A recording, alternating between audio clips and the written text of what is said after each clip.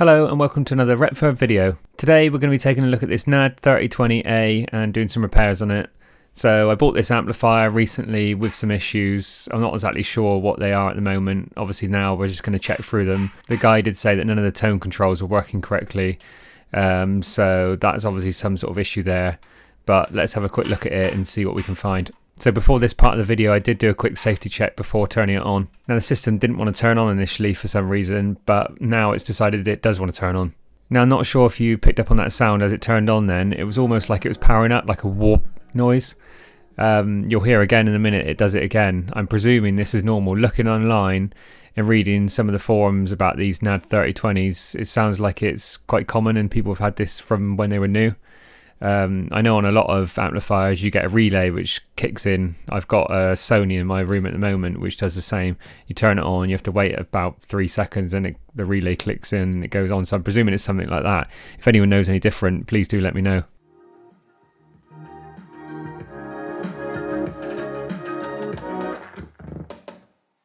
So the reason I started tapping on the front panel, I was just trying to see if there's anything loose connected to it. Purely because when I was operating the switches before, it wasn't turning on. Then I did them again, it turned on. It almost seemed like some switch could be slightly loose or something like that. So I thought if I tapped on the front, it might sort of highlight this issue. And obviously, as you can see, something's not quite right when I did that.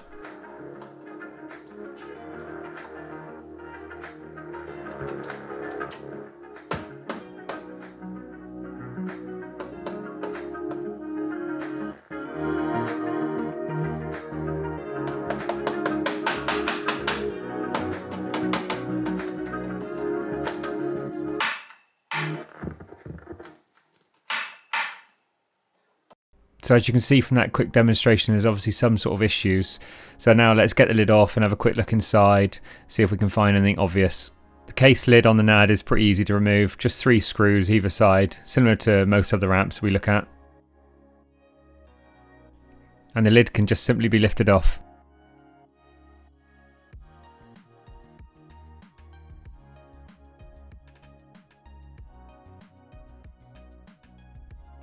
So instantly looking inside at the tone controls, you can now see that there's some damage there. It doesn't look like there's anything connecting to the board, so this could be what the main issue is on this. Overall though, looking inside the amplifier, it does seem to be in good clean condition. Obviously there's some sort of residue on the capacitors, but I'm pretty sure that's the glue that holds them in and it's just gone a bit brown over the years. But we are going to do a full capacitor change on this anyway, so that'll all be gone. Now the only issue with the tone controls is trying to find the parts to replace these, so I'm going to try and attempt to repair them. Hopefully they'll turn out okay. The first thing we need to do is remove the front panel and then remove all associated parts so we can look at repairing these items. The main plastic front fascia panel is just held on by 4 screws, 2 at the top and 2 underneath. You'll see this front fascia panel does have damage on it, and one of the screw locations at the top has damage around that area, so we will also be repairing that. It won't be original, but it'll be close as we can get it, and there is a separate video on YouTube showing that. So care just needs to be taken when pulling the front fascia panel off, purely because you've got a small LED which is located, and then you've got the LED which shows the watt meter in it, so that just needs to be unscrewed also. It's just 2 screws to get that off.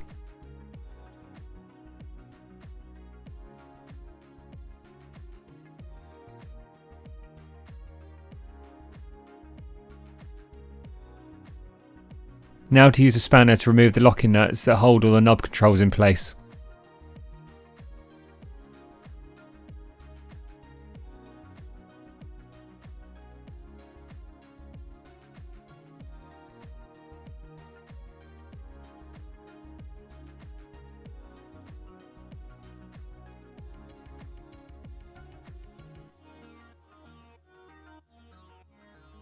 So that's all the knobs removed on the front. You can see here one of the parts has fallen off the back, so there's obviously no connection to the circuit board. Now we can look at unscrewing further screws on the front panel so we can then release it and then we can get in and do some repair work. At the same time we also need to remove the button caps which are just pulled off.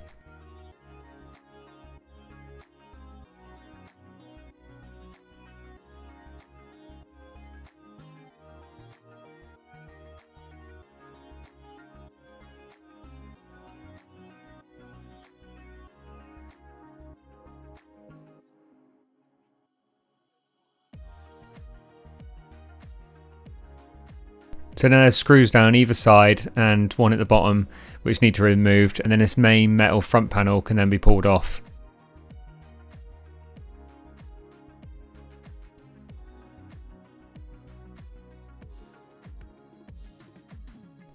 You can see in the video now all the tone controls have just fallen off when I've taken this off, so obviously they were broken at some point and there was no connection, and that's likely to be what's causing the sound issue on this. With regard to repairing these tone controls, hopefully it will come out okay. What I'm planning to do is remove all the parts, strip it down, glue it back together, and then the cracks I'm going to use some conductive paint just to join it. I'm hoping that won't be on the control surface, it will just be where it joins as it goes into the board. If the tone controls were readily available, I wouldn't even consider doing that, I would just swap them out. But judging by the fact that they look to be quite difficult, I did do a quick search on the internet, I couldn't find any. Now I know there might be alternatives out there, but I don't know what they are, so I'm going to give this a go. Now on to removing the lower panel of the unit. This is just 2 screws down the centre and then 3 down either side.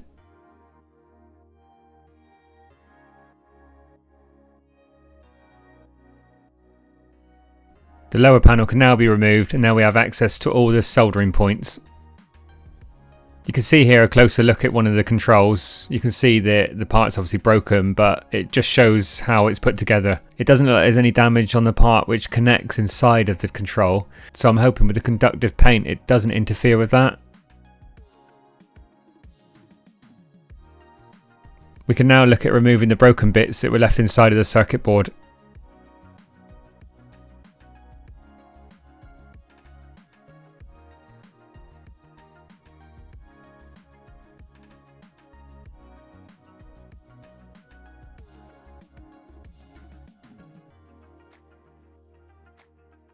And here's the 2 parts just back together again, so they should glue together nice and easily. It doesn't look like there's any sort of middle parts missing.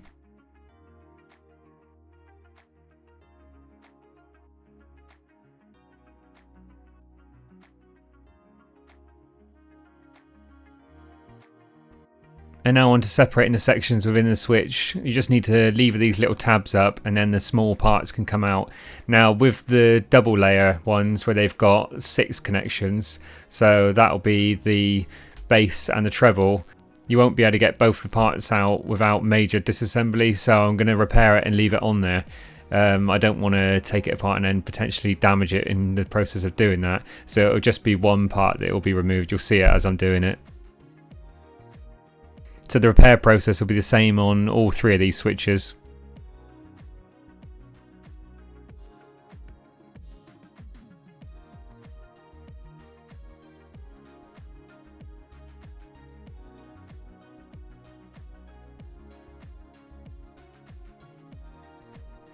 Here I'm just applying super glue to the edge, and then I'm going to push both surfaces together, and this should hopefully hold it strong enough.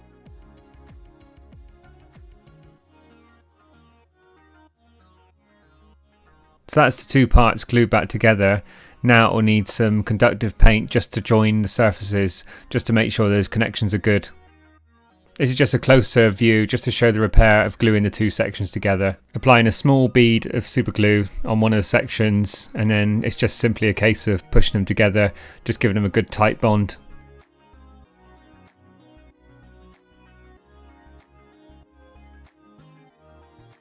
This is the conductive paint I'm using to do the repair.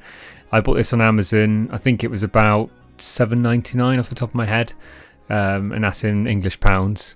So not too bad. You get quite a lot on here. This will do loads of jobs. I mean, I'm going to use a tiny amount on this job. So I'm just going to carefully brush this in. Just want to make sure that I don't put too much on there, just the bare minimum amount to join the connections. Obviously it will need a certain amount of building up within that cracked area, but it only needs to be just in that area and no more. I don't want to go on the parts which are actually connected to the bits that are moving within the unit, so hopefully if I can just keep this local it should be okay. So now I'm just doing a quick connection check just to make sure that I've got a good connection between the carbon area and the metal pins.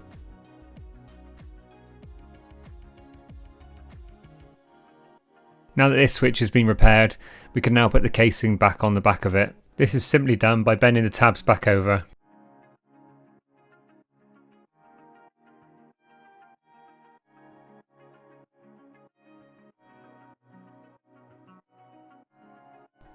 So that's one switch down, and now onto the other two.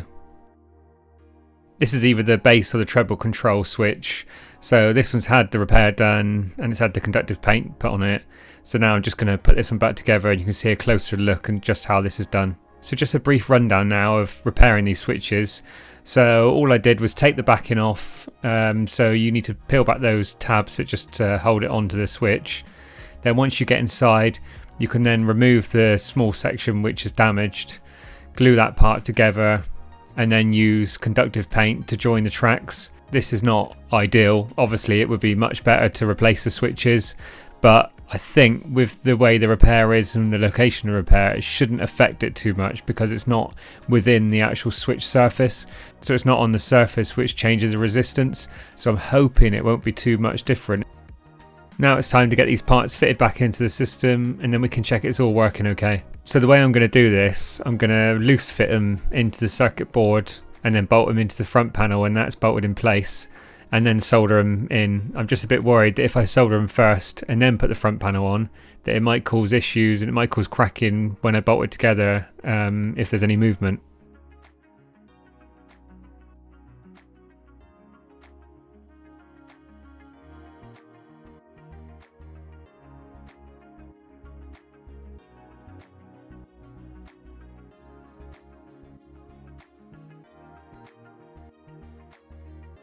Now that the switches are secure on the front panel, we can now look at soldering the points underneath. I know my Milwaukee soldering iron isn't the smallest of soldering irons, but it's a lot handier just to get out rather than getting the one with the cord. I don't have to be particularly detailed doing this anyway, so it's absolutely fine for this sort of job.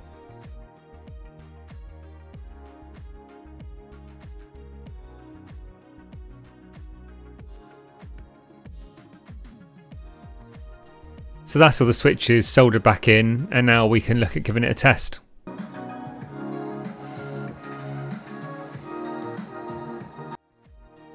So as you can hear there, it's all working okay. I apologise for the background noise. That wasn't the actual amplifier, that was something going in the background. I think it was a Hoover in the distance. So now it's time to put it all back together. So this amplifier has actually had a refurb on the front panel, which is available to see on one of our other videos. And also it's had a full recap, which will also be posted on future video. So the first thing to do is to put the parts back on the front plastic panel. This is just 2 screws for this part, and then the light has to be glued in. So to screw the front plastic panel on, it's 2 screws at the top, 2 screws at the bottom, but I'm going to put a bit of glue on the bit where it's broken just to hold that in place. That's the front fascia panel back on. Now it's time to put the lid on. This is just fitted with 3 screws either side. I also gave the lid a quick refurb, just giving it a dust over, a bit of textured black, just lightly, just to bring back the texture and remove any sort of small scratches on it.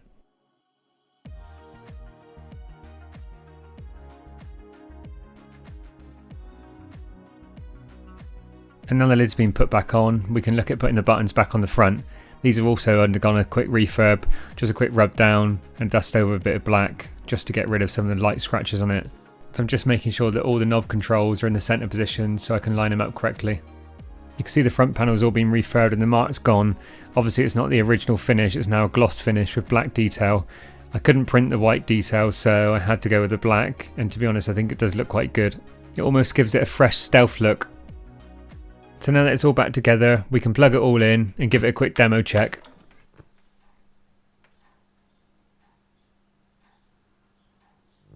So again, you can still hear the noise on startup. I presume this is a normal power up again, like I mentioned at the beginning. If anyone knows any different, please let me know. But at this stage, this amplifier has actually had a recap as well, so it wouldn't be nothing to do with that.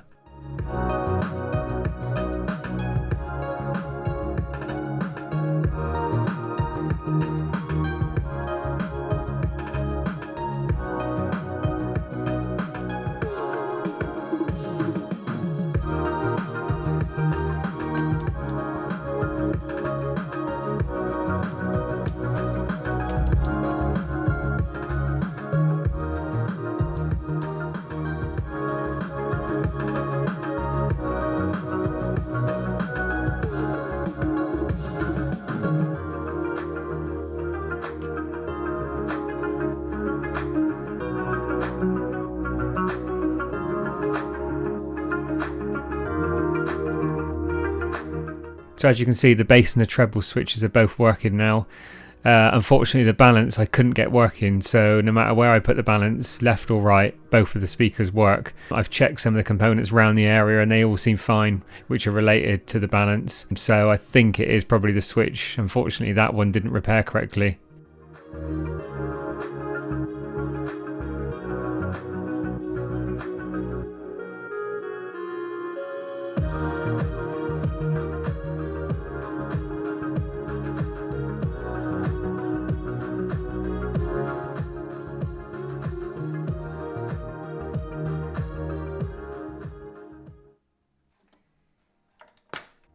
So that's it, the repairs to the controls are all done, everything seems to work okay. Please keep an eye out for the video that will be coming soon, just show the whole capacitor change on this NAD 3020 amplifier. Thanks for taking the time to watch the video, it's really appreciated. Please like and subscribe and we'll see you in the next one.